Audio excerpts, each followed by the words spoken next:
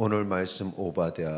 이 오바댜 선지자는 북이스라엘과 남유다가 모두 멸망한 직후에 활동한 선지자입니다. 북이스라엘은 아수르 그리고 남유다는 바벨론에 멸망했지만 이 두 나라 멸망에 모두 관여한 나라가 에돔 그리고 그 주변의 나라들입니다.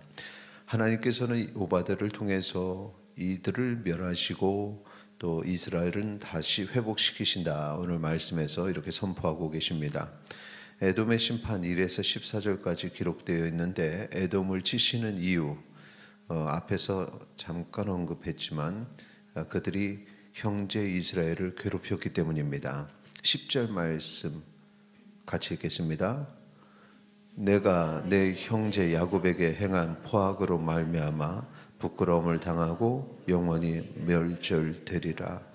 에돔이 이스라엘 핍박에 동조한 여러 가지 이유들이 있었는데 11절 13절에 보면 멸망당한 이 이스라엘의 재물을 가지기 위한 재물에 대한 욕심이 있었고, 또 3절에 보면 그들이 교만해서 하나님을 두려워하지 않았기 때문에 그렇습니다.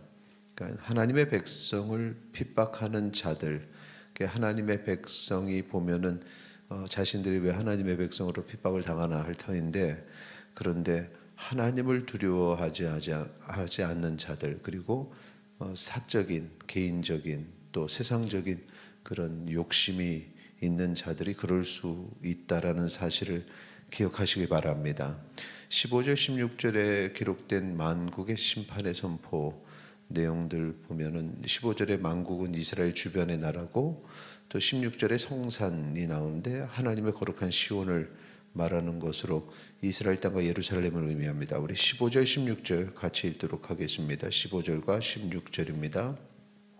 여호와께서 만국을 벌할 날이 가까웠나니 내가 행한 대로 너도 받을 것인즉 내가 행한 것이 내 머리로 돌아갈 것이라. 너희가 내 성산에서 마신 것 같이 만국인이 항상 마시리니 곧 마시고 삼켜서 본래 없었던 것 같이 되리라. 여기 보면은 지금 만국도 앞에서 말씀드렸던 것처럼 이 에돔과 같이 그 이스라엘을 괴롭힌 그 멸망에 도움을 줬던 나라들입니다. 그런데 이들도 하나님의 이름을 모욕을 했고, 그래서 하나님께서 그들에게 심판을 내리시는데, 여기 16절에 보니까 너희가 내 송산에서 마신 것 같이 만국이 항상 마시니 본래 없었던 것 같이 되리라. 여기에 보면은 처음에 그들이 그것이 심판인지 모르지만 결국에 가서는 멸망함을 보여주는 말씀입니다.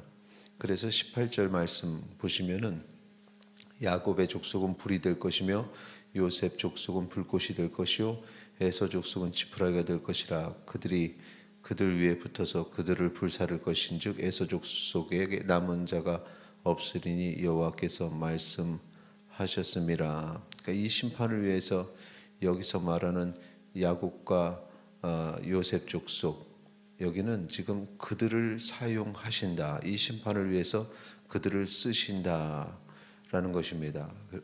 앞에서 이스라엘 백성이 멸망당한 이후에 기록됐다고 했습니다. 그런데 멸망당한 이들을 다시 회복시켜서 하나님께서 도구로 쓰신다는 겁니다.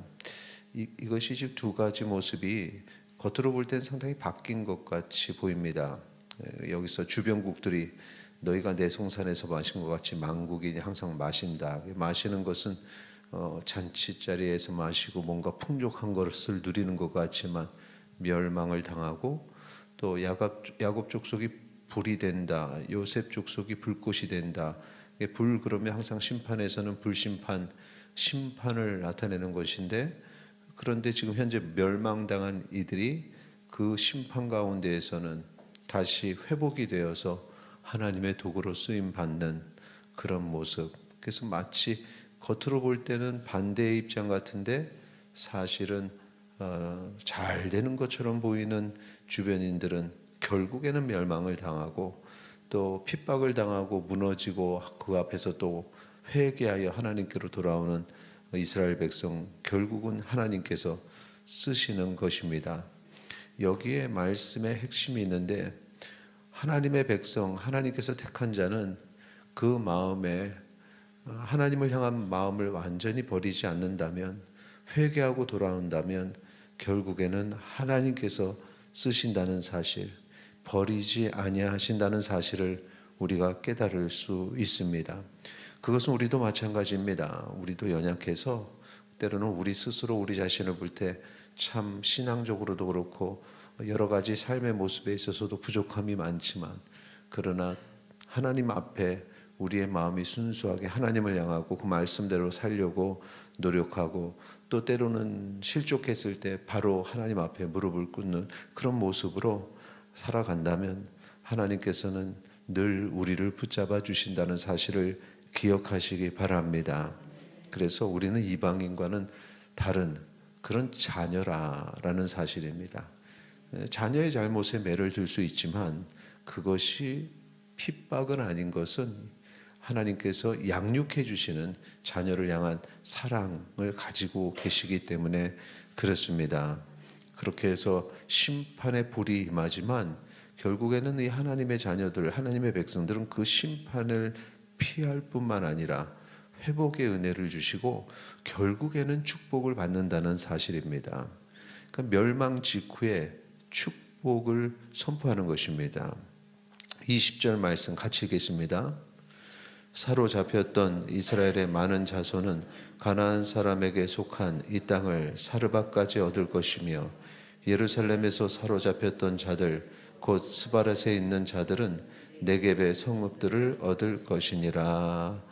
아멘. 포로된 자가 그렇게 그 땅을 취하게 된다라는 것입니다. 이 회복된 나라에서는 더 이상 세상의 악한 자들은 거할 수 없습니다. 어느 때가 되면 그 악한 자들이 잘 되는 것처럼 보이는 모든 것들이 이제 끝나고 그들은 더 이상 그 땅에 거할 수 없게 되니, 그 땅이 바로 하나님의 통치가 이루어지는 하나님의 나라임을 기억하시기 바랍니다. 그리고 우리가 영원히 살아갈 나라가 바로 그 땅입니다. 지금 현재 세상 사람들이 잘 되는 것 같은 이 땅이 우리의 영원한 나라가 아니라, 이 땅은 어느 순간에 이 땅의 장막은 무너지게 되는데 우리의 소망은 하늘에 있는 장막, 우리를 위해 우리 주 예수 그리스도께서 예비하신 그 나라임을 기억하시고, 잠시 고생하고 고난을 당하더라도, 또 때로는 우리가 스스로 또 넘어지더라도 속히 일어나 하나님께로 나가고 회복을 경험하고 최후의 은혜를 누리시기를 축원합니다. 이 시간에 기도하겠습니다. 오늘 하루도 주님 붙잡고 살아가기를 원합니다. 함께 기도하시겠습니다.